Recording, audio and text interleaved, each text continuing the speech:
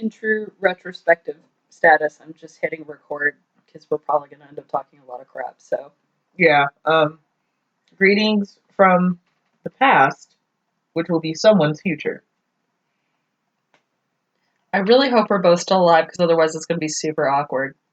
Am I dying in 2 weeks? I hope not. Are you dying in 2 weeks? I don't know. To be determined at this stage. Do I have the bronchitis? I've had bronchitis plenty of times. It hasn't killed me yet.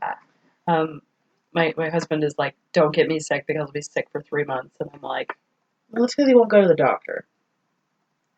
Keep my mouth shut. But also not disagreeing But with also me. not wrong. Oh, right. So it is the end of the year. And by the end of the year, I mean, we're totally not recording this right after our last episode. Oh, of course not. It's not like we're both traveling. No, this is completely like 11:50 p.m. on December 31st. Dude. I mean, like, I probably should put some sound effects in. No, I thought that's Just hilarious. quick clink some glasses together. Yeah. I'm also right here. Like, I'm also sitting. There we go. Yeah.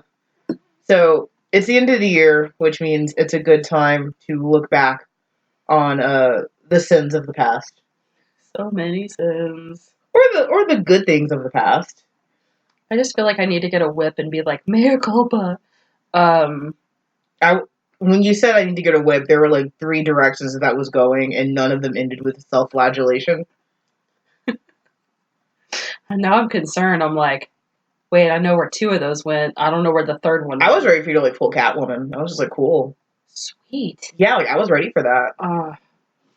I want to get a cat suit. This just got awkward. Anyway. For who?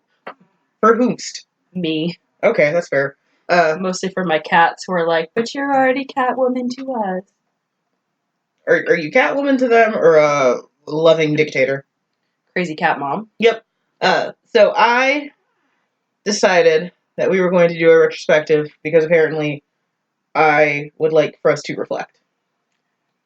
Is this like therapy because we can't afford it? Yes. Okay. So really what we need is like one of those chaise lounges and then like a clock. Yes. And somebody to bill us $140 an hour. Yeah, I like this cheese much more. So... because this absolutely is not immediately after our last episode. This other cheese is a Gouda. A smoked Gouda, which I think is officially the pod's favorite cheese. I think... am I correct in saying that Gouda is the pod's favorite cheese? If only just because we get to say Gouda every time. Okay, that's a question I should have added. Favorite cocktail, favorite cheese. Oh, shit. Is that what we're starting with? No, we can do that at the end. Okay. I think, I know which one got us the drunkest. Mead? The mead. Holy crap. My Viking brethren would have been mocking me heavily. That was such a... I can't call it a good episode. See, that's my favorite episode. Okay, in all honesty. So, for question 1 is favorite episode. I love that one because, 1, I got to dig into a bunch of random Viking shit. I got to read Tolkien translations, Seamus Heaney translations. I felt like it was the most fun to record, and that may have been because we were hammered on mead. We were. But also because I got to drink out of a drinking horn. Yes. And then a chalice. Yes. Yes.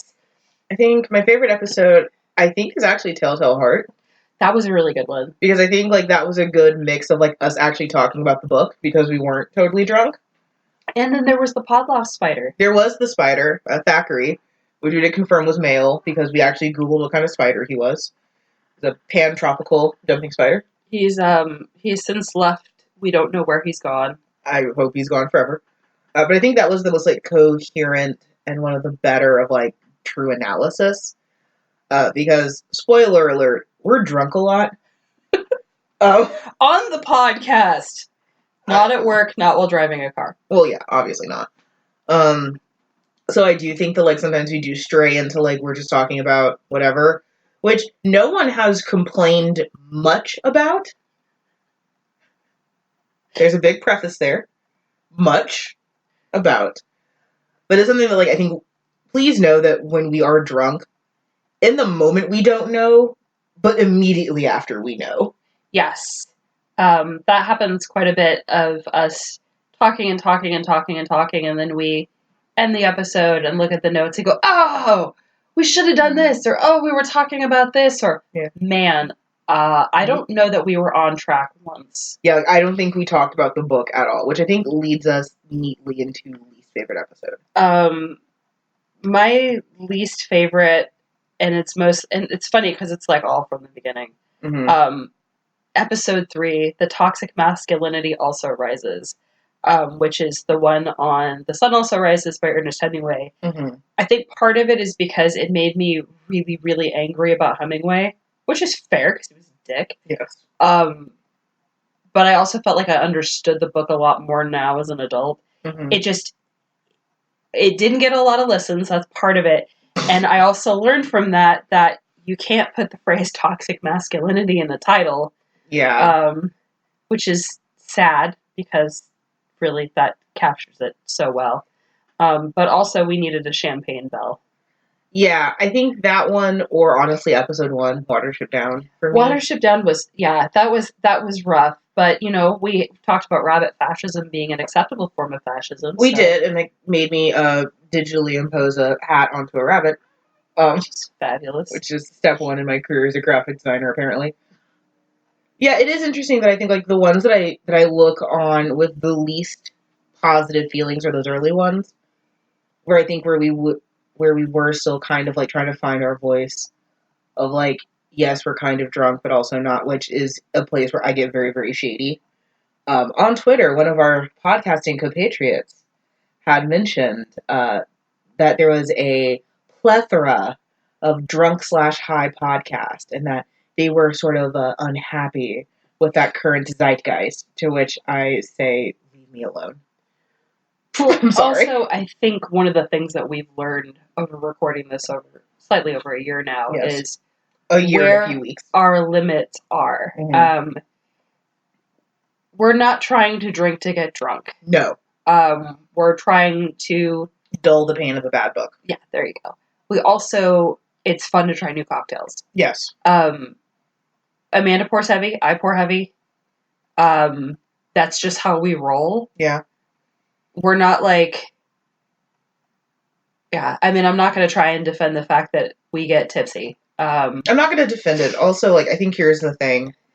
If it's hurting you that much, don't listen.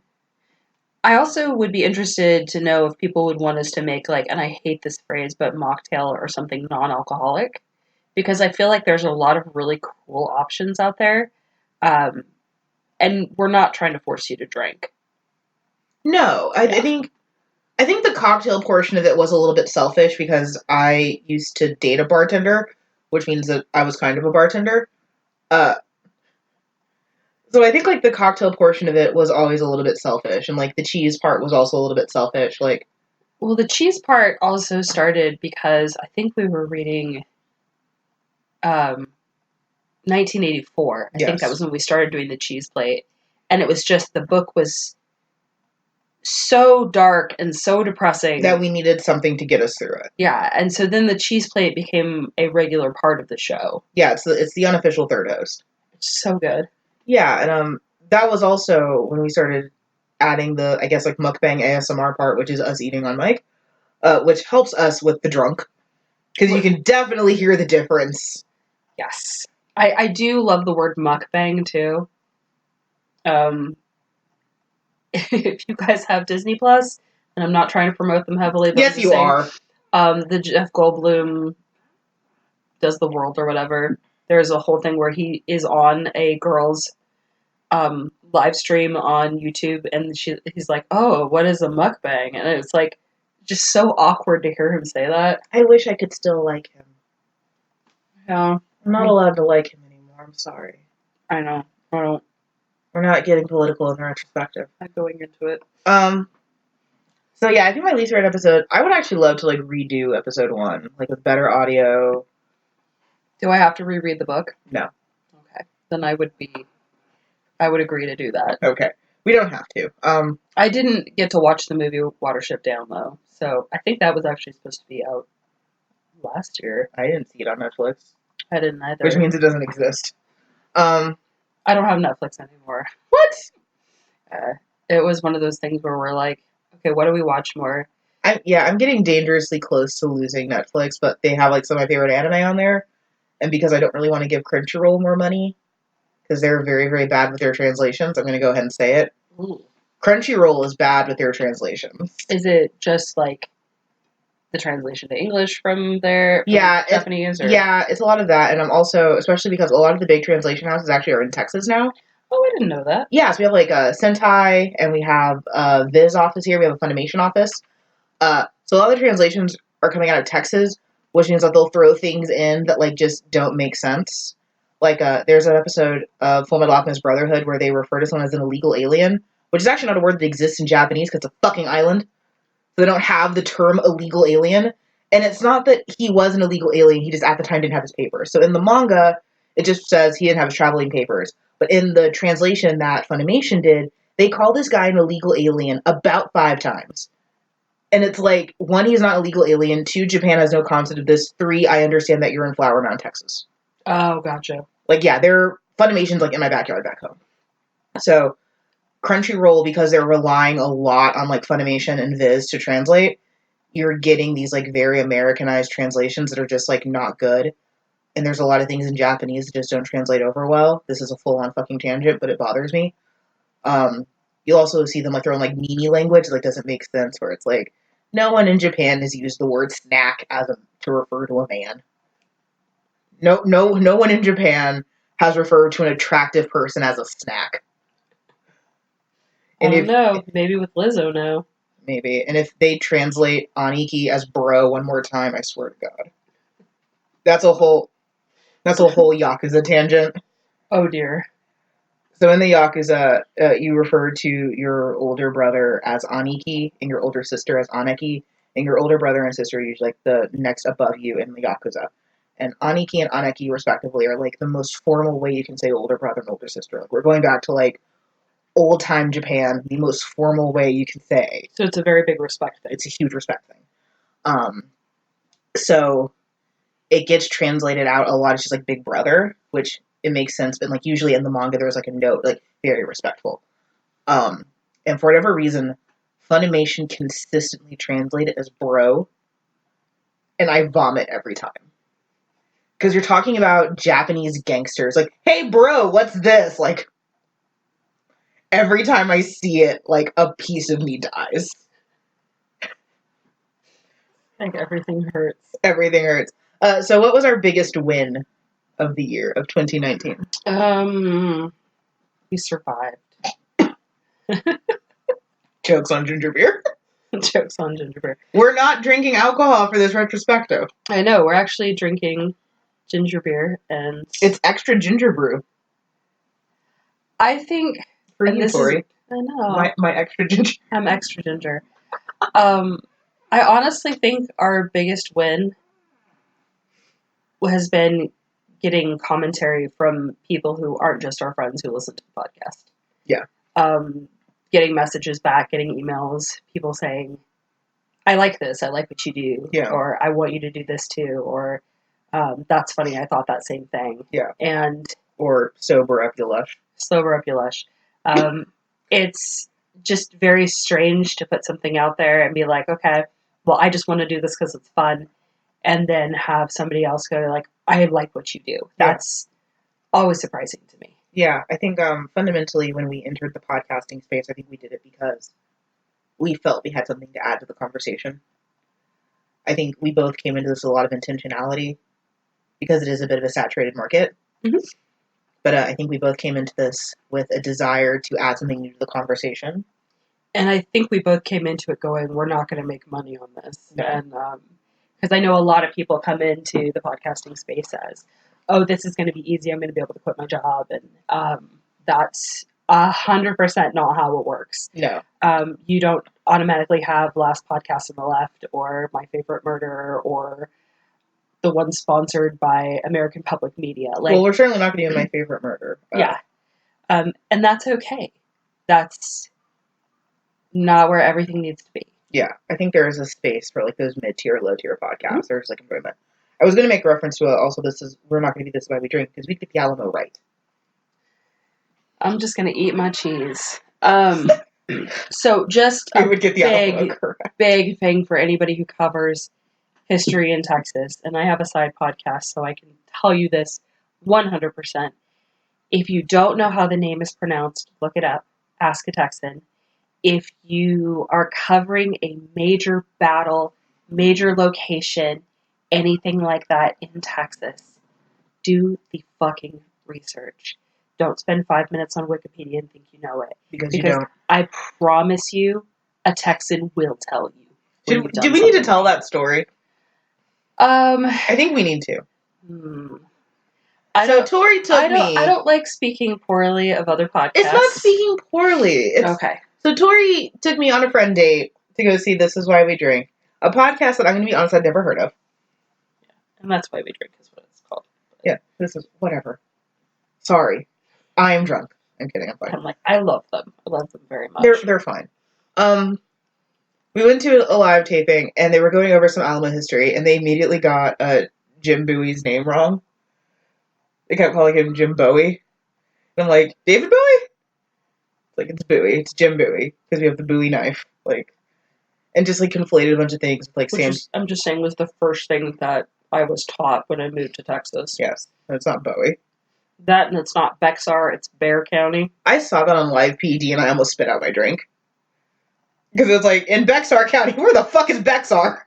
Yeah, you'll see that a lot. Because we spell a lot of things unique ways. Well, we spell a lot of things with influence from Native Americans and the Spanish. Mm-hmm. So, not unique, just foreign. Oh, also the Germans. And some of the Germans. Some of the Germans. And the Czech. Yeah. And the Flemish. And the Flemish! Shout out to the Institute of Texan Culture. It's not yet a sponsor. They will probably never be a sponsor because we swear too much. That's true. But thank you for what you do, Institute of Texas for We Texan Cultures. Yes, we love you a lot. I mean, it was a fine episode. It was a fine live episode. I can see why they have chemistry, and that's one day something I aspire for Tori and us to do. But don't come into my house and not know how to pronounce my grandfather's name. Like, don't. I mean, not mine. I'm black, so I don't care about the Alamo. But, like, I don't. I'm sorry. I'm black. I don't care about the Alamo. But, like, don't come to Texas and not know.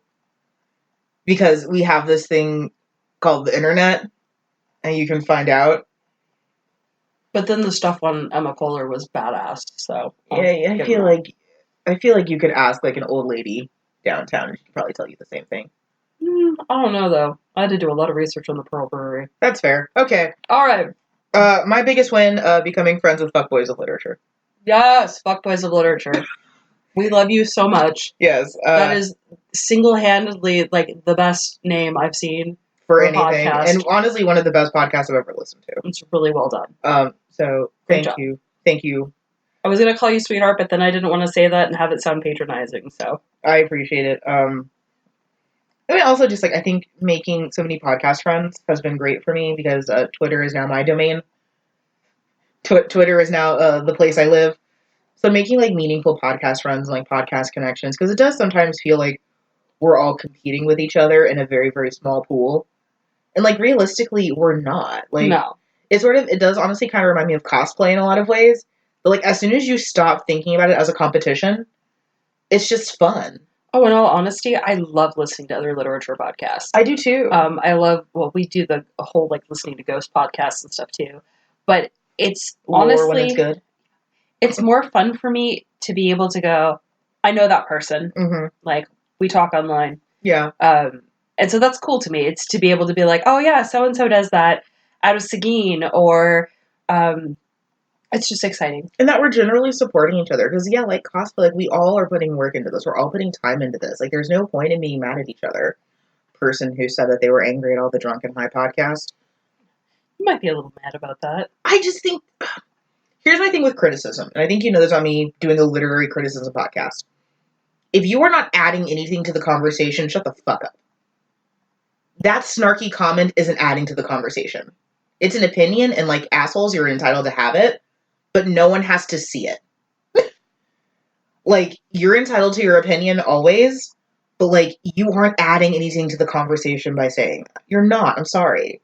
Like, your edgelord comment is not helping anyone. And I think a lot of what I've learned just getting older is at some point in time you just start going, fuck it. Like, I'm not gonna say anything. Like, and that's not about important stuff, but about little minor irritations. Is it because like I'm young and full of fire? No, I'm just saying, like, you learn to pick your battles, and I'm not saying that you're picking a bad battle. I'm just saying that. Yes, you are. No, I'm not. This is more of a comment for them. It's you. I promise you, if you go back and read your like Twitter feed from a year ago or your Facebook feed from a year ago, and you're cringing because of all the like stuff that you're like, so and so needs to get this together. Like, you don't have your life together. It's embarrassing. It's embarrassing, and it's like I hate Facebook memories because I'll find things on there. I love so and so forever, and then I'm like, oh, we broke up a week later. I hate Facebook memories because it keeps reminding me of the night my mom died. Oh,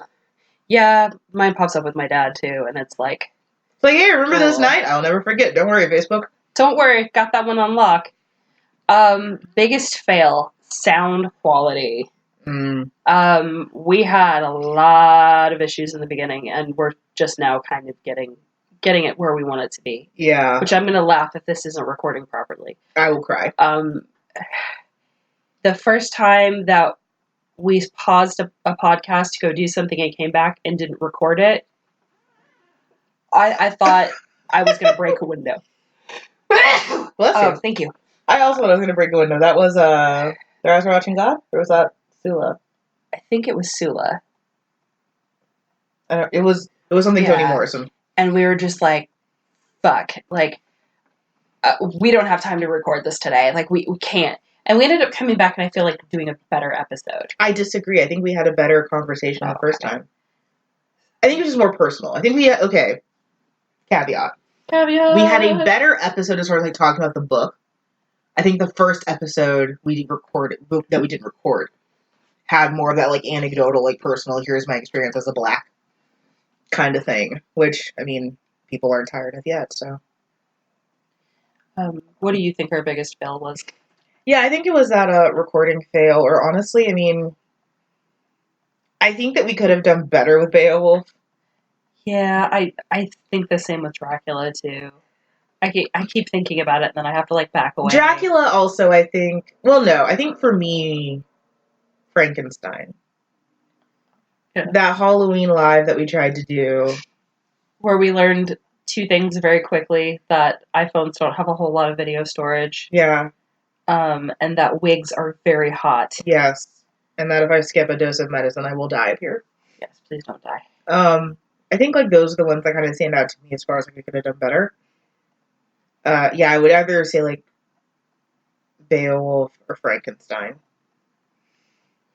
So as far as goals for 2020, I think ideally we want to do a live show. We are doing a live show, I think. Yeah. Yeah. We get to make those announcements soon officially. Yes. And then as far as costumes and stuff, we'll talk, because I don't know that I can do a wig again. Oh, I mean, I can. It's just we can't do it in this room. No, not how hot it is in here. We never got a fan. We never got a fan, though. Can that be our Christmas present to each other, as we get a fan? Buy a fan. We put a fan right here. I gestured. Where it's not hitting the microphone. Where it's not hitting the microphone. I totally want to expand our merch, too. Not gonna lie. What more do you want from me, woman? A horrible person. I think for me, I want to do more with our podcast friends. Like, we've done a lot to cultivate these relationships. So let's start seeing some of this fruit. Like, let's, like, be on more shows. Let's do more shows with people. Like, let's work with others. 2020 for me, like, my personal brands with my, like, own stuff is also, like, the year of collaboration. So, like, I want to do stuff. So, like, if y'all are one of our mutuals, DM us. Like, let's talk. Let's do things. Okay, is it awkward to be like, slide into my DMs? 100%. Please slide into our DMs. Okay. Like, they're open for a reason. Awkward. No, I'm just kidding. But I think, like, that's my goal for next year is, like, I want more collaboration.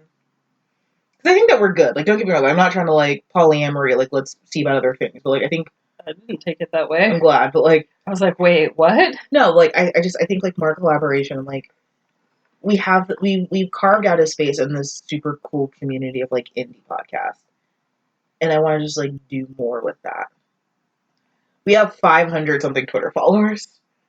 Let's do something with that. We also love questions too. Yeah. When it comes to a book we're reading or how something influences, I think that's can be really helpful too because it helps us see from a different perspective as well. Yeah, and I think also answering those questions does tend to refocus us because usually where we put it in the outline makes us talk about the book again because usually by that time we've either been talking about Willem Dafoe or some actor's dick.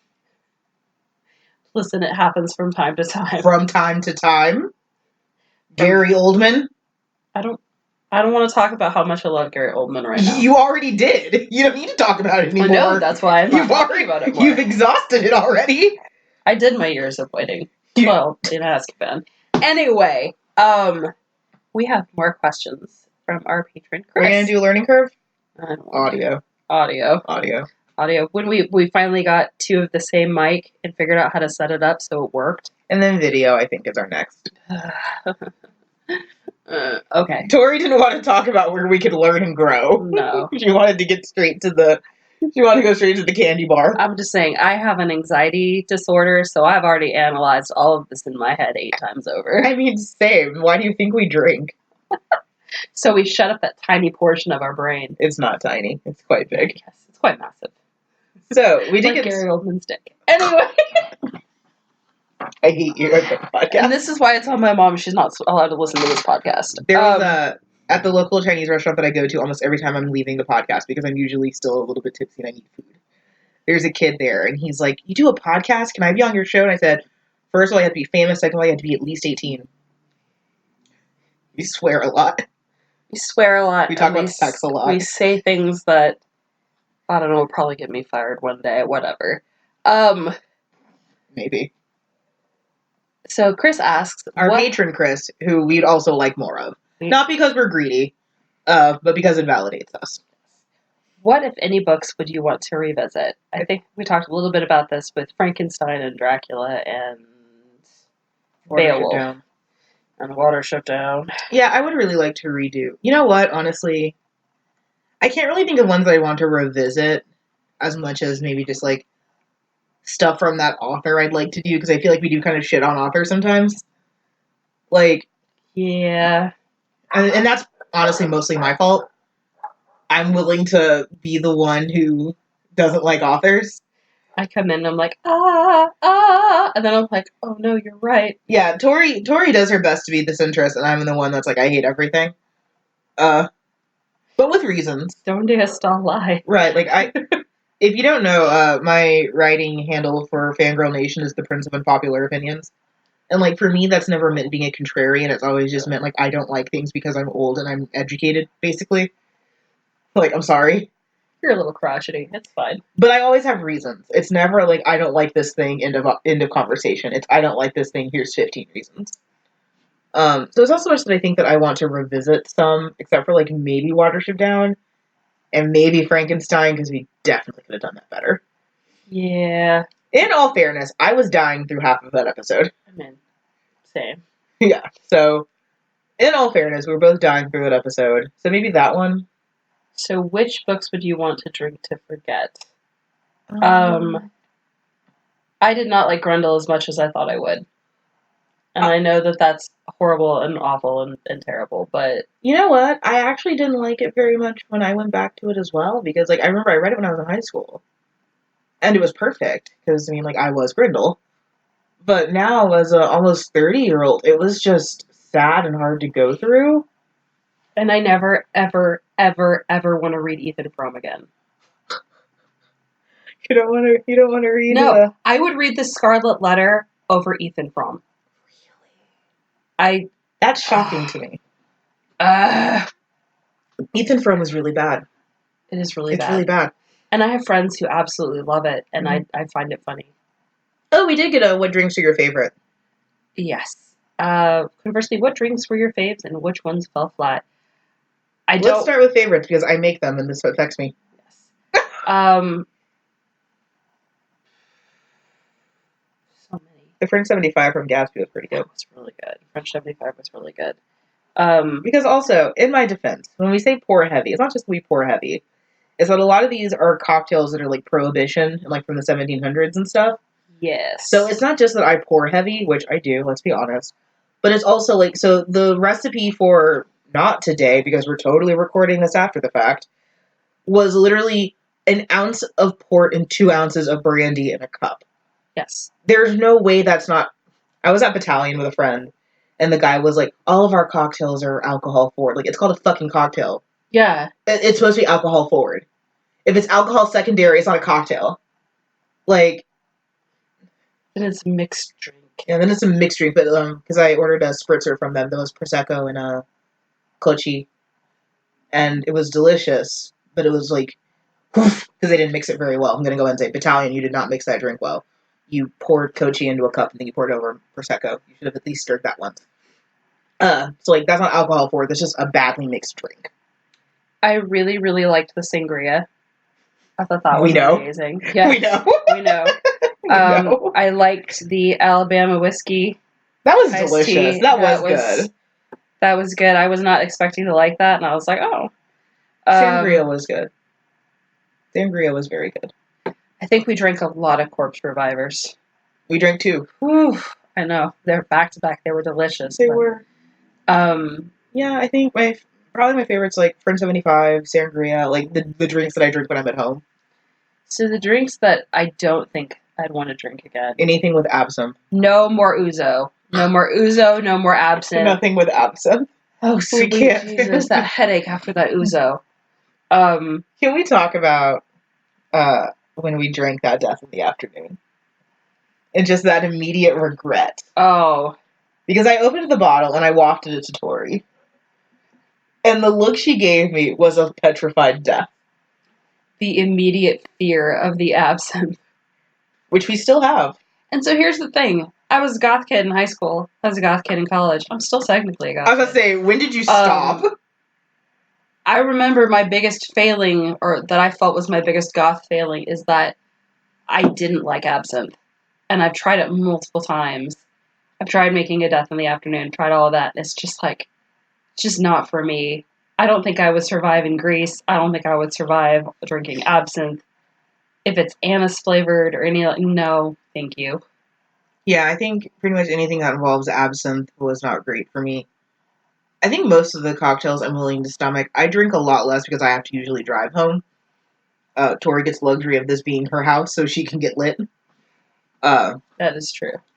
But we have talked about moving locations and like alternating and stuff too, so that my cat stopped trying to kill Amanda.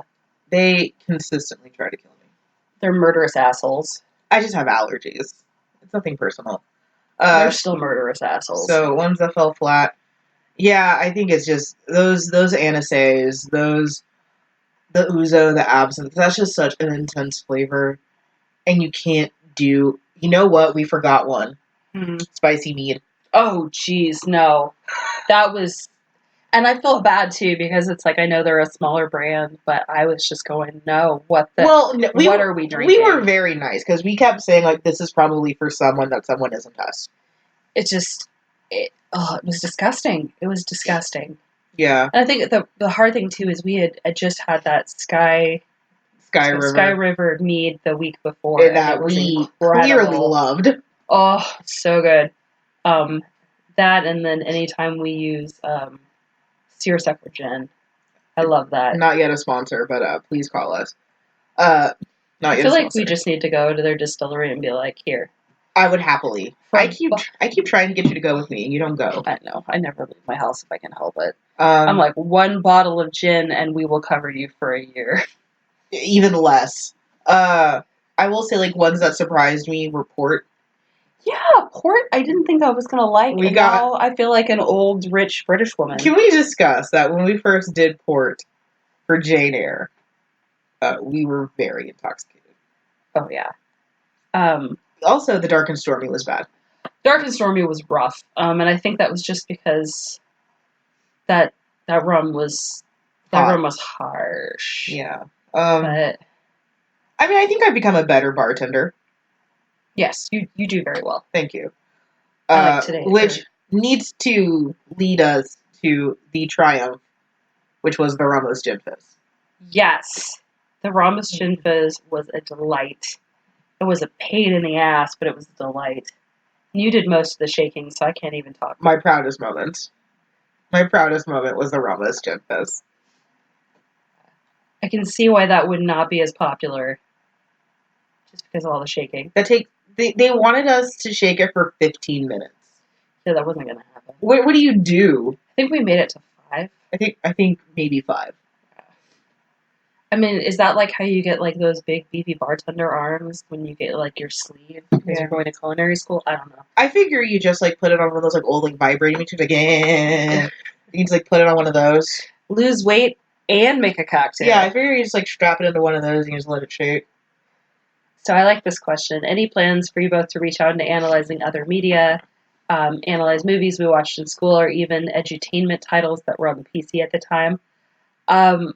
I would love to do those god-awful movies they made you watch about growing up and body and puberty.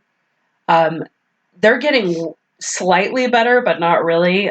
My stepdaughter's school just made her watch one, and we watched it together on YouTube because she's like, wait, is this normal? And I got to show her one that they showed us in 4th grade called Some of Your Bits Ain't Nice, and it's all in Cockney, and it's terrible. And I kind of would love to analyze that. Is this what happens when you go to Catholic school? We were taught none of this.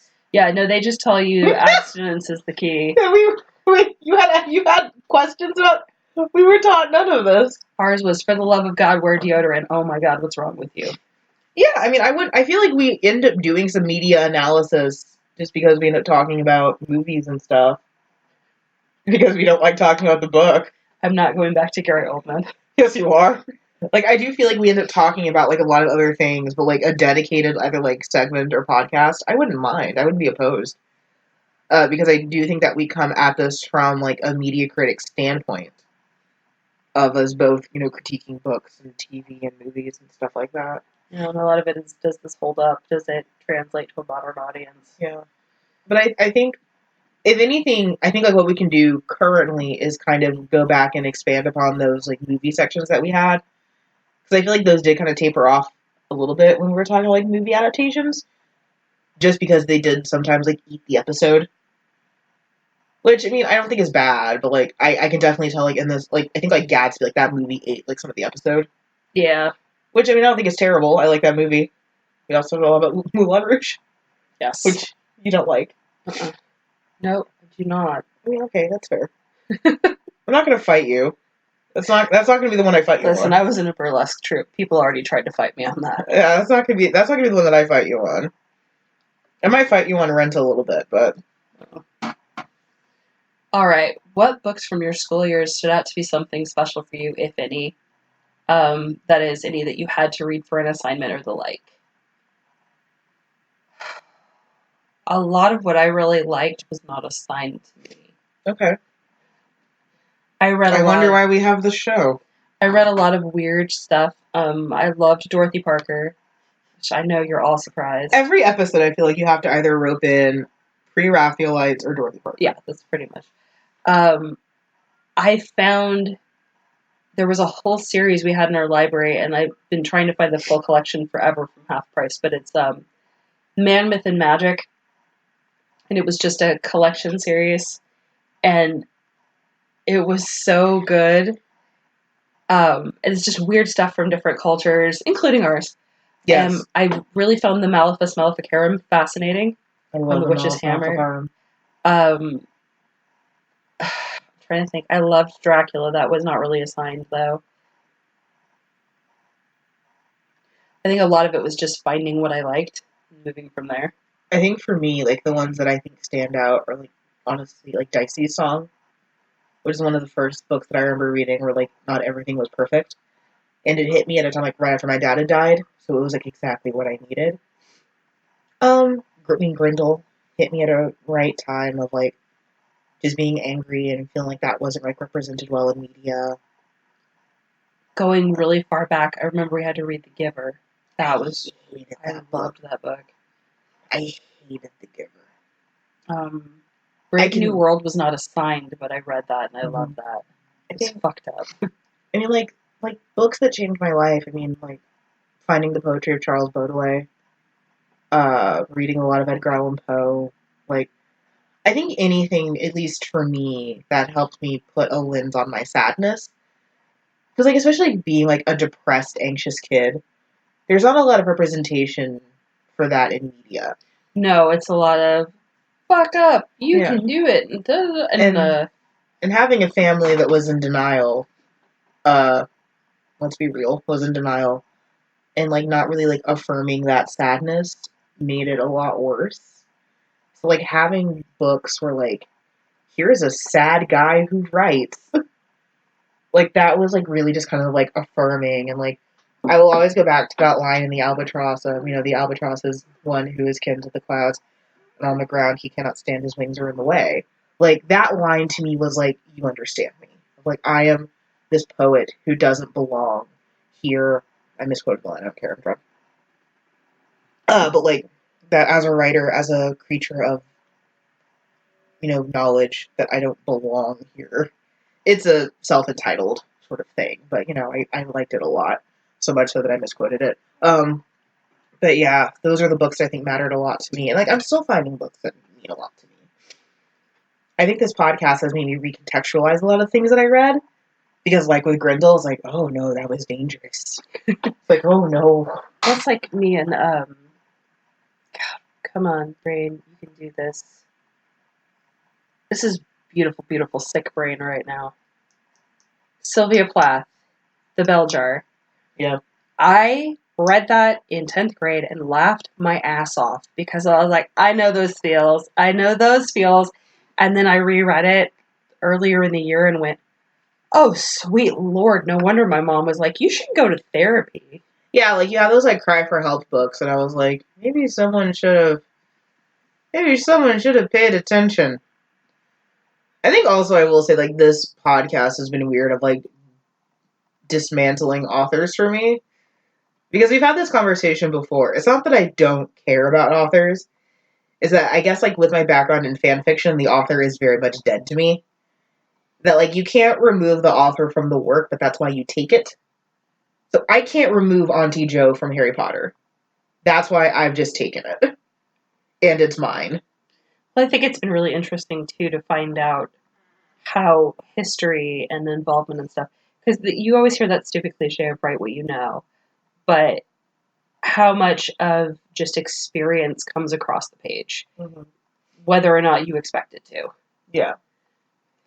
And I think, at least for me, having a place that I can kind of air some of these grievances as a Black person with literature has been very, very constructive, because I think I mentioned this during Ethan Frome was, like, always kind of hating English class as much as I loved reading, because it was trying to make me like these books that were just, I don't want to say, like, not written for me, but just, like, were fundamentally, like, something I couldn't empathize with. Like, I couldn't empathize with so many of these books. And not that they don't mean anything to me now. Like, I mean, Grindel was written by a white guy and I'm still fine with it. Like, it's not like I've gone, like, full radical and I only read Black authors now, hardly, but, like, it helped put a context on me as to why I felt that way. Because I think there was something in me that felt that forever, just I didn't have words for it back then. And now I have words for, like, dual consciousness and white hegemony. I have words for those feelings now that I didn't have when I was 14 and just thought this book was fucking boring. This book is fucking boring and I hate it. And I think that's the unfortunate thing, too, is a lot of what gets read is, like we figured out with Kill a Mockingbird and stuff like that, is what is the publisher willing to get rid of at a high discount for a large set of volumes? And then finding out things about, like, the reason that Hawthorne was so popular in the UK was because basically they could print his book for free because copyright laws didn't really exist. Right. Like, finding out why certain authors are read more widely than others. And why some authors are actively suppressed. Yeah, like, Zora Neale Hurston. I was like, come on, brain. I knew Zora, but, you were there. But, I mean, even having a chance to go and read her works on just anthropology and studying of her culture in other people it's incredible. And I feel like if kids got a chance to read that, like there's entire passages in Go Tell My Horse, like about the Duppy and about all these like spirits and, you know, traditional practices and stuff in the islands. And it's like, that was way more interesting than half this crap that we had to read. That was way more interesting than Canterbury Tales. Yeah. That was way more interesting than Sonnet 5 whatever of Shakespeare. I was going to say your favorite, A Separate Piece. Gurgling noise. All right. We also got some awesome questions from the Bingeables podcast. Hello, friends. Hello, friends. Are y'all excited for Hank Green's next book? I have not read his first book because I don't care. I'm sorry. Like, it's called, I think it's like A Remarkable Thing or something like that. It's sci-fi-ish. It didn't wow me, but I think the question has me curious. An absolutely remarkable thing. That's what it is. And then, I don't know what the sequel's title is. I haven't read that one. I mean, I'm curious. Honestly, the question did make me curious, so get back with us eventually. But Hank is obviously John's brother. Oh yeah, I was just going, wait a minute. That name sounds familiar. I was going, yeah, Hank, I know John Green. Yeah, Hank is John's brother. Because I was like, I read Turtles All the Way Down recently. I don't like John Green as an author.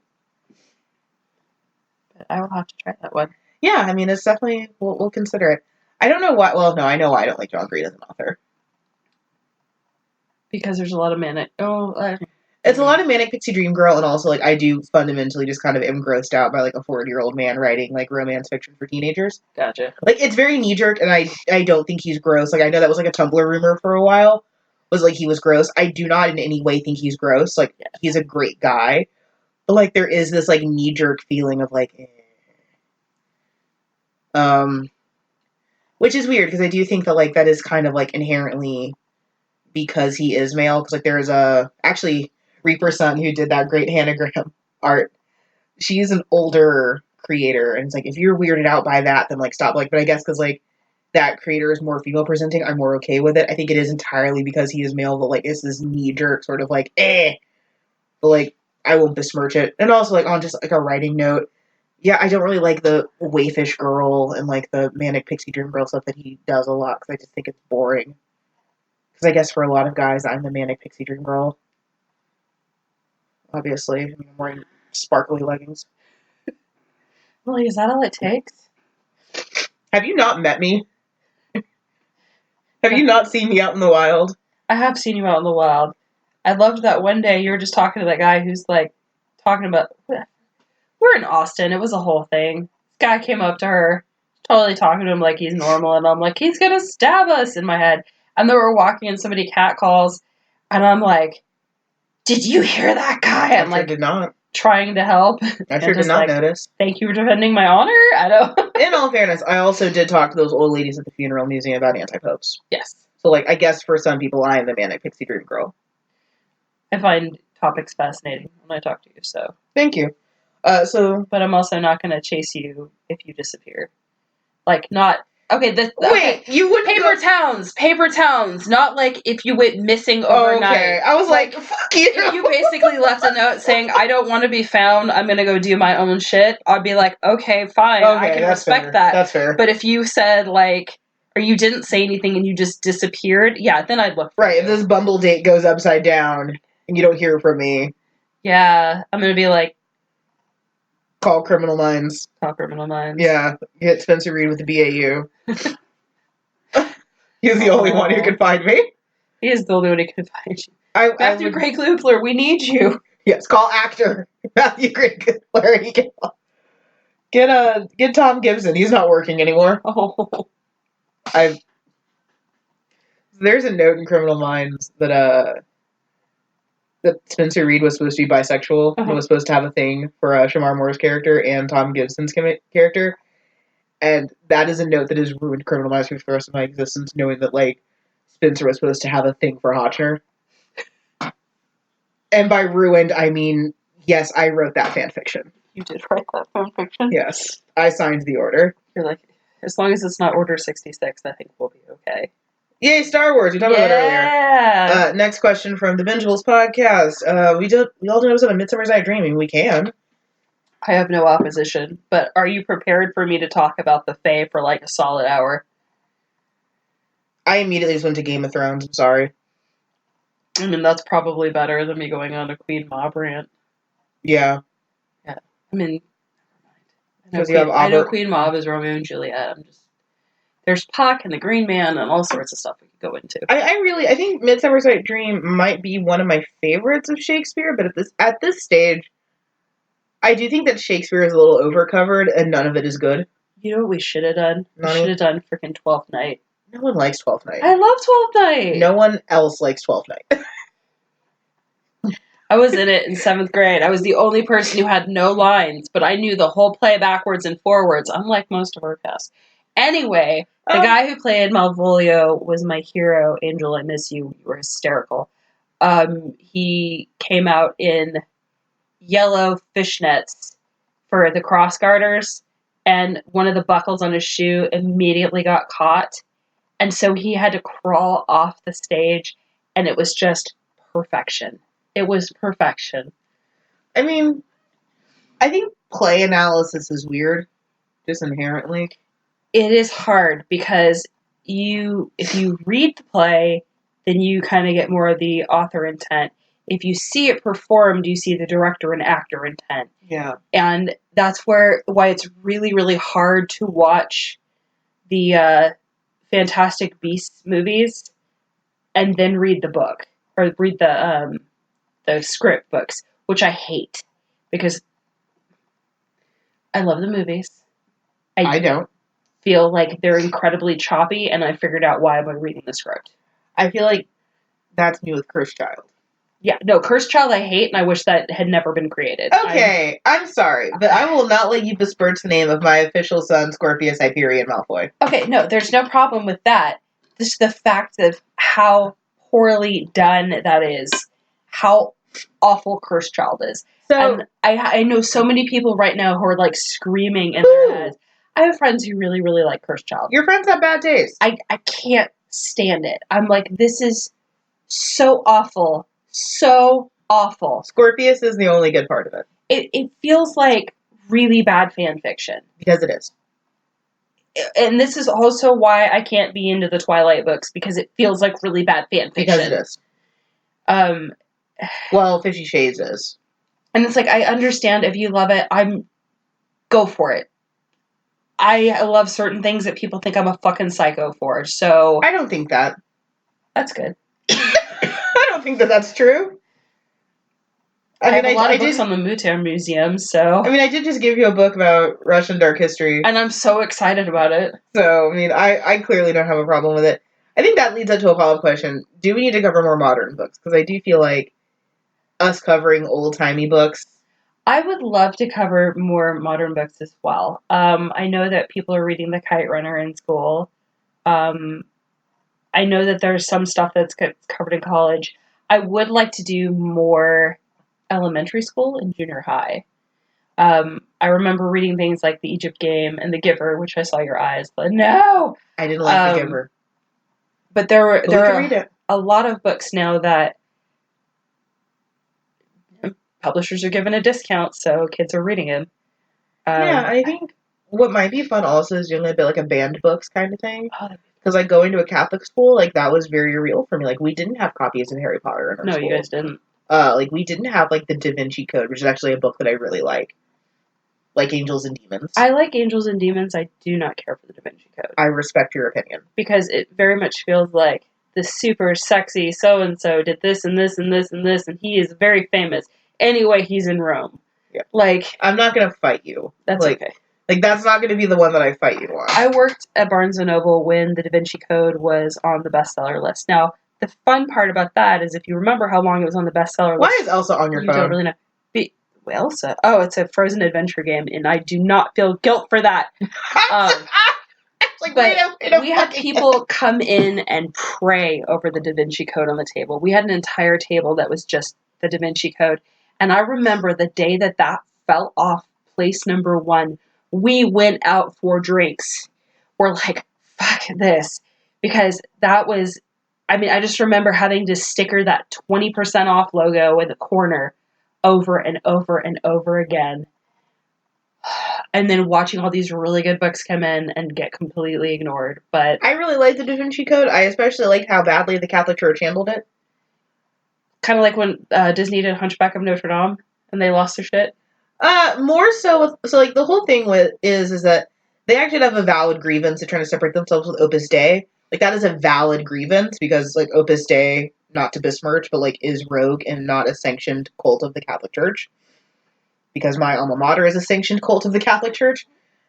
So, like, they're not a sanctioned fascist, so I understand, like, the Catholic Church, like, not one of us! Like, you know, but then, like, all the other stuff, like, if this is all hogwash, like you say, defending against it so aggressively is gonna make us wonder.